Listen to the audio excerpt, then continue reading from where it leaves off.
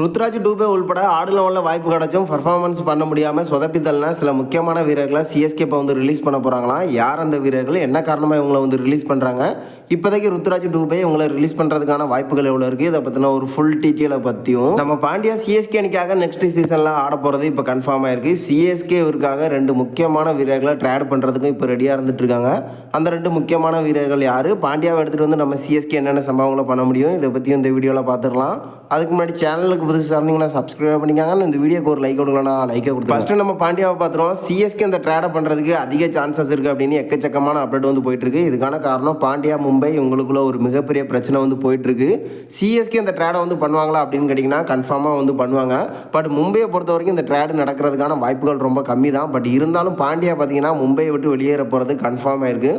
So அந்த ட்ரேடை வந்து கன்ஃபார்மாக மும்பை டீம் வந்து பண்ணி தான் ஆகணும்.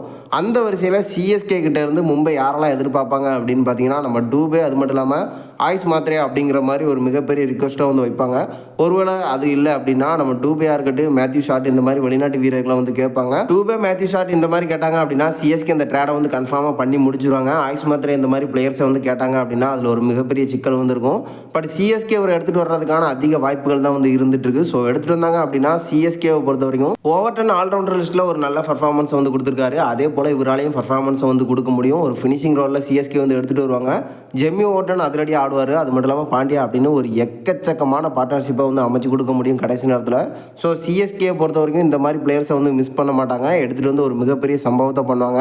சிஎஸ்கேயை பொறுத்த வரைக்கும் ஒரு மிகப்பெரிய கம்பேக் வந்து தேவைப்படுது. இந்த மாதிரி பிளேயர்ஸை சிஎஸ்கே எடுத்துகிட்டு வந்து ஒரு மிகப்பெரிய கம்பேக்கை வந்து கொடுக்க முடியும்.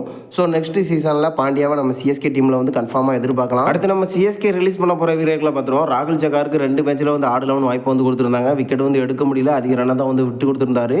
ஆடுலவனில் வாய்ப்பு கிடச்சும் ஒரு மிகப்பெரிய சொதப்பல் காரணமாக இப்போதைக்கு நம்ம சிஎஸ்கே இவரை வந்து ரிலீஸ் பண்ண போகிறாங்க.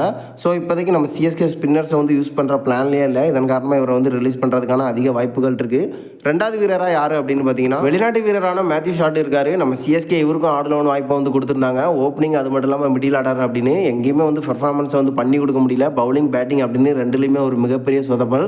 பட் சிஎஸ்கே இவரை நம்பி தான் ஆக்ஷன்லாம் வந்து எடுத்துகிட்டு வந்திருந்தாங்க, பெருசாக வந்து பர்ஃபார்மன்ஸை பண்ணுவார்னு. பட் இப்போ ஒரு மிகப்பெரிய சொதப்பல். இதன் காரணமாக சிஎஸ்கே இவரையும் வந்து ரிலீஸ் பண்ண போகிறாங்க. அடுத்த வீரர் நம்ம டூபே. சிஎஸ்கே ஃபேன்ஸே சொல்லக்கூடிய ஒரு விஷயம், டூபே வந்து ரிலீஸ் பண்ணுங்கப்பா, அவர் தேவையில்லை அப்படிங்கிற மாதிரி தான் வந்து சொல்லிட்டு இருக்காங்க. சிஎஸ்கே பொறுத்த வரைக்கும் இவரை வந்து ரிலீஸ் பண்ணுறதுக்கான வாய்ப்புகள் இருக்குது. பட் என்னை பொறுத்த வரைக்கும் பார்த்தீங்கன்னா டூபே சிஎஸ்கே ரிலீஸ் பண்ணுறது ஒரு மிகப்பெரிய மைனஸாக இருக்கும். டூபே பொறுத்த வரைக்கும் சிஎஸ்கே சரியாக வந்து யூஸ் பண்ணலை அப்படின்னு தான் சொல்லுவேன். ஏன்னா ஸ்பின்னர்ஸ்க்கு எதிராக எடுத்துகிட்டு வந்துட்டு தான் ஒரு மிகப்பெரிய கம்பேக்கை வந்து கொடுத்துருப்பாரு. பட் ஸ்பீட் பவுலிங்க்கு எதிராக ஃபினிஷிங்கில் எடுத்துகிட்டு வந்து ஒரு மிகப்பெரிய சொதப்பல். சிஎஸ்கே பொறுத்த வரைக்கும் இவரை வந்து ரீட்டன் ரிலீஸ் பண்ணுவாங்களா அப்படின்னு கேட்டிங்கன்னா 50-50 தான் சொல்லுவேன். ஸோ இப்போதைக்கு டூபே சிஎஸ்கே ரீட்டன் பண்ணுறதுக்கான வாய்ப்புகள் இருக்குது. அதுக்கப்புறமா பார்த்தீங்கன்னா நம்ம ருத்ராஜ் கேப்டன்சியில் ஒரு மிகப்பெரிய சொதப்பல் கடைசி நேரத்தில். பேட்டிங்கை பொறுத்த வரைக்கும் ஓப்பனிங்கில் வந்து பெருசாக பண்ண முடியல. எல்லாரும் சொல்கிற ஒரு விஷயம் தான், ருத்வையை வந்து ரிலீஸ் பண்ணுங்கப்பா, கம்மியான ப்ரைஸ்க்கு அப்புறம் எடுத்துக்கலாம். ஒருவேளை அப்படி மிஸ் ஆனால் கூட பரவாயில்ல, நம்ம சஞ்சு டீமுக்குள்ளே இருக்கார், அவரை வந்து கேப்டனாக யூஸ் பண்ணிக்கலாம் அப்படிங்கிற மாதிரி தான் நிறைய பேர் வந்து சொல்லிட்டு இருக்காங்க. ஸோ இப்போதைக்கு நம்ம சிஎஸ்கே அவரை வந்து ரிலீஸ் பண்ணுவாங்களா அப்படின்னு கேட்டிங்கன்னா அதுக்கான வாய்ப்புகள் ரொம்ப கம்மி தான். என்னை பொறுத்த வரைக்கும் இந்த மாதிரி பிளேயர்ஸை வந்து ரிலீஸ் பண்ணிவிட்டு ஒரு கம்மியான ப்ரைஸில் சிஎஸ்கே எடுத்துகிட்டு வந்தாங்க அப்படின்னா ஆக்ஷனில் மிகப்பெரிய சம்பவத்தை வந்து பண்ண முடியும். ஸோ என்னை பொறுத்த வரைக்கும் ருத்வை ரிலீஸ் பண்ணுறதுக்கான வாய்ப்புகள் இல்லை அப்படின்னு தான் நான் நினைக்கிறேன். நீங்கள் என்ன நினைக்கிறீங்க? நம்ம சிஎஸ்கே இவங்களை தவிர வேறு யாரெல்லாம் வந்து ரிலீஸ் பண்ணுறதுக்கான வாய்ப்புகள் இருக்குது அப்படிங்கிறத மறக்காமல் நம்மளோட கமெண்ட் பாக்ஸில் தெரிவிச்சிருங்க.